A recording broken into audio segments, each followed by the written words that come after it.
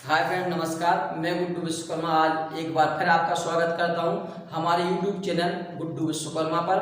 और जैसा कि आपको हमने पिछले भाग में बताया था टेंस के बारे में, ओनली प्रेजेंट, ओनली पास्ट और ओनली फ्यूचर के बारे में। और जैसा कि शायद आप लोगों को समझ में आ भी गया होगा। यदि कुछ नहीं आया है तो आप कमेंट बॉक्स में हमें अपनी प्रॉब्लम बताएं, जो भी समस्या आपको समझने में आ रही है। और अब मैंने इसके बाद में आपको हम आगे बताएंगे प्रेजेंट इंडेफिनिट के बारे में। तो देखिए, स्टार्ट करते हैं प्रेजेंट इंडेफिनिट। तो सबसे पहले हमें जो टेंस होते हैं, टेंस को हम चालू करेंगे प्रेजेंट इंडेफिनिट से। इसमें भी वही प्रोसेस होगी जो हमने आपको पहले उन तीन वीडियो को तीन टेंस में बताए थे। जैसे पहचान हो गया, सहायक क्रिया हो गई, ठीक है। तो पहचान में हमें देखना है कि इसमें कैसे हम जानेंगे कि ये जो हिंदी वाक्य कोई भी दिया जाएगा वो कौन से टेंस में है। तो पहचान ता है, ती है और ते है। मैक्सिमम आपको ये देखना है कि यदि कोई हिंदी वाक्य आपको दिया गया है तो उस हिंदी वाक्य के अंत में यदि लास्ट में ता है, ती है, ते है आते हैं तो हम समझ जाएंगे कि वो प्रेजेंट इंडेफिनिट का वाक्य है। तो हम उसी के नियमों के आधार पर उनको बनाएंगे। अब इसके बाद आपको दूसरी चीज याद करनी है कि सहायक क्रिया क्या होगी। तो सहायक क्रिया होती है डू, डज। दो सहायक क्रिया आपको केवल याद करनी है, डू और डज। अब इसके बाद में आगे हमें ये याद करना है कि ये डू और डज जो सहायक क्रियाएं हैं हम वो कहाँ यूज करेंगे, या हम किन कर्ताओं में हमें कौन सी सहायक क्रियाएं लगानी है, वो हमें ध्यान देना है। वो आपको थोड़ी एक बार याद कर लेना है। जैसा कि आपको पहले से याद है कि एक वचन कर्ता कौन कौन से होते हैं, ही, सी, इट, नेम। और वैसे हम आपको बता भी चुके हैं आगे कि आपको एक वचन कर्ता कौन कौन से होते हैं, बहुवचन कर्ता कौन कौन से होते हैं, या सजीव के साथ में आपको सजीव कर्ता कौन कौन से होते हैं, किन के साथ आपको क्या लगाना है, और निर्जीव कर्ता कौन होते हैं। ठीक है, तो इनके साथ में आपको डज का प्रयोग करना है, डज याद करना है। ठीक है, इसके बाद में होता बहुवचन कर्ता। तो बहुवचन कर्ता में कौन कौन से आते हैं वो भी आपको याद है, पहले से आप कर चुके हैं यार। आई, बी, यू, दे, ये हो गए आपके बहुवचन कर्ता। तो इसमें आपको डू का प्रयोग करना है। अभी आपको फिलहाल इतना ही याद करना है कि पहचान ता है, ती है, ते है, सहायक क्रिया डू, डज। एक वचन कर्ता कौन कौन से होते हैं, उनके साथ कौन सी सहायक क्रिया लगाएंगे, और बहुवचन कर्ता कौन कौन से होते हैं, उनके साथ हम क्या सहायक क्रिया लगाएंगे। अब जो प्रेजेंट इंडेफिनिट होता है उसकी सबसे अलग चीज है उसकी, तो आपको विशेष जरूर याद करना है। यदि आपको विशेष याद हो गया तो आपके कंपटीशन में जो आते हैं ऑब्जेक्टिव क्वेश्चन वो क्लियर हो जाएंगे। और यदि आप जो भी क्लास में पढ़ते हैं 9, 10, 11, 12, तो उसमें जो आपके डू एज डायरेक्टेड के क्वेश्चन बनते हैं वो आपके इसी से आएंगे। ठीक है, प्रेजेंट इंडेफिनिट और पास्ट इंडेफिनिट के बारे में ही आपको सबसे ज्यादा जानना है। ठीक है, तो देखेंगे हम क्या करते हैं कि हमें विशेष याद करना है। और विशेष में क्या होगा कि प्रेजेंट इंडेफिनिट के साधारण वाक्य में, प्रेजेंट इंडेफिनिट के साधारण वाक्य में से ऊपर लिखा है, हम किसके बारे में पढ़ रहे हैं। तो साधारण वाक्य में सहायक क्रिया का प्रयोग नहीं करते। सहायक क्रिया में सीधा लिख रहा है डू और डज, डू डज का प्रयोग नहीं करते, प्रयोग नहीं करते। अब जब सहायक क्रिया का प्रयोग नहीं करेंगे तो उसके बदले हमें कुछ करना पड़ेगा। लेकिन तो सहायक क्रिया के बदले, सहायक क्रिया के बदले S, E S, I S, भी एस का प्रयोग करते हैं। जब हम सहायक क्रियाओं डू डज का प्रयोग नहीं करेंगे तो फिर हम साधारण वाक्य में क्या S, E S, I S, भी एस का प्रयोग करते हैं। लेकिन कब करते हैं वो देखिए, जब कर्ता एक वचन हो, जब कर्ता एक वचन हो तो एस, ES IES और BES का प्रयोग करते हैं। लेकिन जब कर्ता बहुवचन हो, लेकिन जब कर्ता बहुवचन हो और एक वचन कर्ता हो, बहुवचन कर्ता पहले आपको बता चुके कौन से बहुवचन कर्ता हो तो कुछ भी नहीं लगाते, कुछ भी नहीं लगाते हैं। कुछ भी का मतलब ना सहायक क्रिया लगानी है आपको और ना ही आपको एस, ईएस, आईएस और बीएस लगाना है। ठीक है, अब हमें ये देखना है कि जैसे मैंने बोल दिया कि एस, ईएस, आईएस, बीएस लगाने हैं, तो ऐसा नहीं है कि आप किसी भी क्रिया के साथ में लगा दो, इसके भी नियम होते हैं। ठीक है, तो किन के साथ क्या लगाया जाए। ठीक है, तो अब हमें देखना है कि एस, ईएस, आईएस, बीएस कहाँ लगाना। इसके पहले हम नियम लिखवाने के पहले आपको हम पहले साधारण वाक्य का नियम बता रहे हैं। तो देखिए आप, सबसे पहला होगा साधारण वाक्य। साधारण वाक्य के बाद में हम आपको एस, ईएस, आईएस, बीएस लगाने के नियम बताएंगे।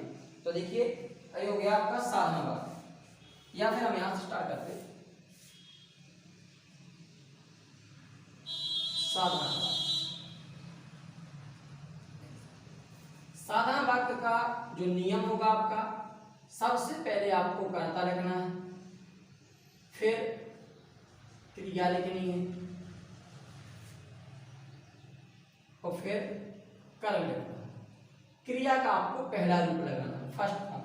ठीक है, और इसमें हमने आपको एस, ईएस, आईएस, बीएस नहीं जोड़ा है। आपको नियम याद करना है, इसका जो विशेष लिखा है उसको याद करना है कि साधारण वाक्य में डू डज का प्रयोग नहीं करते हैं, तो सहायक क्रिया के बदले एस, ईएस, आईएस, बीएस का प्रयोग करते हैं। जब कहता एक वचन हो तो एस, ईएस, बीएस का प्रयोग करते हैं, लेकिन जब कहता बहुवचन तो कुछ भी नहीं लगाते हैं। तो ये हो गया आपका कर्ता, क्रिया, कर्म। अब बात यहाँ पे ये आती है कि हम कैसे पहचानेंगे कि कौन कर्ता है, कौन क्रिया है, कौन कर्म है। तो हम इसको भी समझना बहुत जरूरी है। यदि आपने एक बार इसको समझ लिया तो आपको फिर दिक्कत नहीं आएगी। जैसे मैंने बोला कि राम स्कूल में सोता है जी। ठीक है, राम स्कूल में सोता है। आपको केवल ये देखने कर्ता क्या है, तो आपको इतना याद रखना है कि सबसे पहले कर्ता ही लिखा होता है, हमेशा कर्ता आगे होता है। क्यों? जिसके द्वारा कोई कार्य किया जाता है उसको और हम सबसे पहले लिखते हैं। इसके बाद में जी होगा आपका कर्म। ठीक है, और फिर जो होगा सोना, वो होगी क्रिया। और आपको इतना भी एक चीज और याद रखनी है कि यहाँ पे कितने शब्द हैं। राम स्कूल में, जे यहां से यहां तक एक रहेगा और सोता। ठीक है, 1 2 3, यहाँ पे 3 है, तो पहले कर्ता होगा, फिर कर्म होगा और क्रिया। आपको 2 याद रखना, सबसे पहले कर्ता होगा और सबसे लास्ट में क्रिया होगी। तो जो कर्म होता है वो हमेशा बीच में रहता है। ठीक है, एक और हम वाक्य लिख रहे हैं, सीता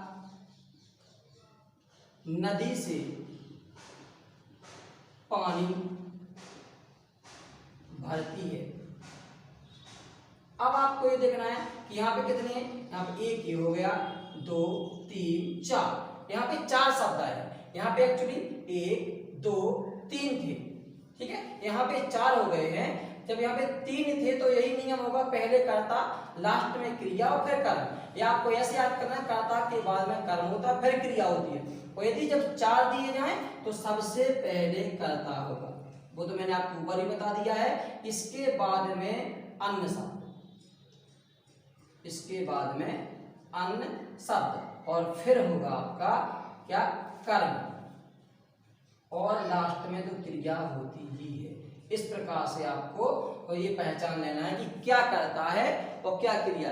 क्योंकि बच्चे प्रॉब्लम यही होती है कि बच्चों में कि वो क्या कहते हैं, यही भूल जाते हैं कि कर्म कौन सा है, क्रिया कौन सी है। तो आपको ऐसा उनको पहचान लेना है। ठीक है। इसके बाद हम क्या करेंगे कि हमें देखना है आगे कि अब हम इसका अंग्रेजी बनाएंगे। तो अंग्रेजी बनाने के पहले हम आपको ये अभी मैंने बताया था कि हम आपको आगे बताएंगे S, E S, I S, D S का नियम, ठीक है। तो इसके नियम हमें बता रहे हैं।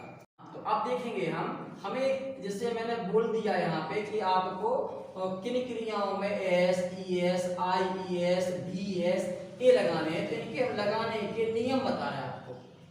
ऐसा नहीं कि आप जहां मन करे वहां आप एस लगा दें, जहां मन करे आप ई एस लगा दें और आई एस और डी एस लगा दें, ऐसा नहीं होता, उनके भी नियम है। तो सबसे जो पहला नियम होगा आपका वो नियम है, देखिए कि जिन क्रियाओं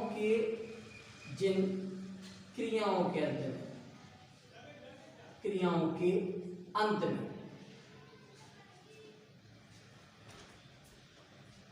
double S, S H, C H, X, O, Z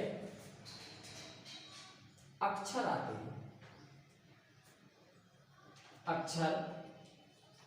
आते हैं, तो उन क्रियाओं में ई एस लगाते हैं। ये आपका सबसे पहला नियम है और आपको ये नियम याद कर लेने हैं। बिना नियम को याद किए हुए आप सही तरीके से टेंस नहीं बना पाएंगे और ग्रामेटिकल मिस्टेक आप जरूर कर देंगे। तो जैसे एग्जाम्पल में उदाहरण के लिए हम कुछ लिखें, हमें डबल एस, जैसे हो गया push, P U double S, push, तो इसमें लास्ट में क्या है, डबल एस आ रहा है। तो अभी मैंने बताया कि जिन क्रियाओं के लास्ट में अंत में देखिए यहाँ पे डबल एस आ रहा ना, तो हम क्या कर देंगे, उसमें ई एस जोड़ेंगे। जैसे हो गया आपका catch, C A T C H, इसमें आ गया सी एच, तो हम क्या करेंगे, इसमें भी हम ई एस लगाएंगे। जैसे हो गया गो, गो का हो जाएगा गोज, हो जाएगा ना। इसके बाद में अब और एक हो गया बॉस, लास्ट में जी आ जाएगा, तो यहाँ पे होगा बॉसेस, जो हो गया आपका पहला नियम, आपको ये याद करना है। दूसरा देखेंगे हम कि जिन क्रियाओं के अंत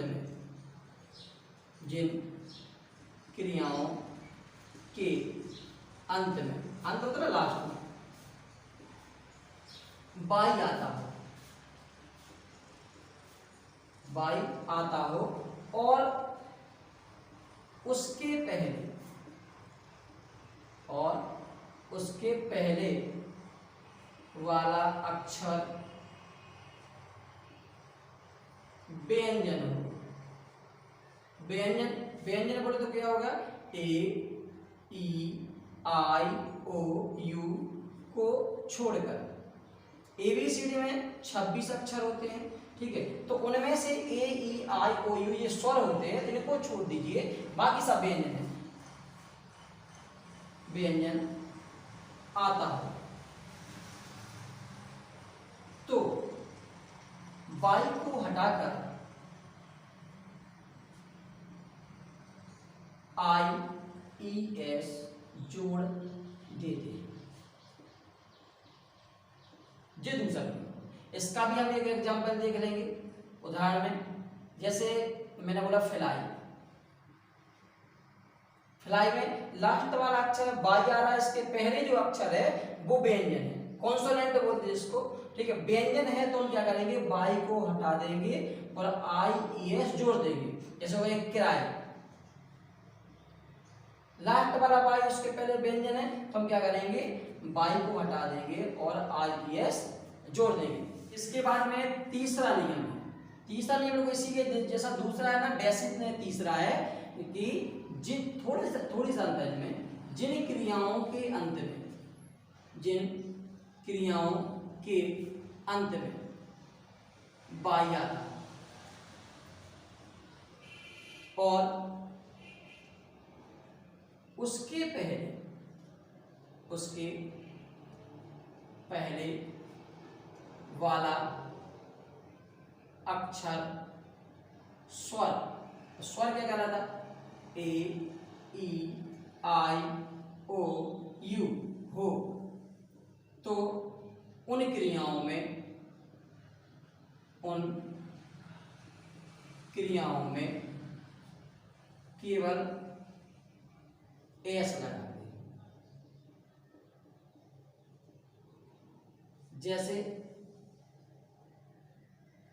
उदाहरण के लिए जैसे हमने रख दिया प्ले, लास्ट में वाई आ रहा है, इसके पहले वाला अक्षर स्वर है, इसलिए हम कुछ नहीं करेंगे, इसमें केवल एस लगा देंगे। ठीक है, इसके बाद आपको केवल इतना याद करना है। चौथा नियम होता है जिन क्रियाओं के अंत में,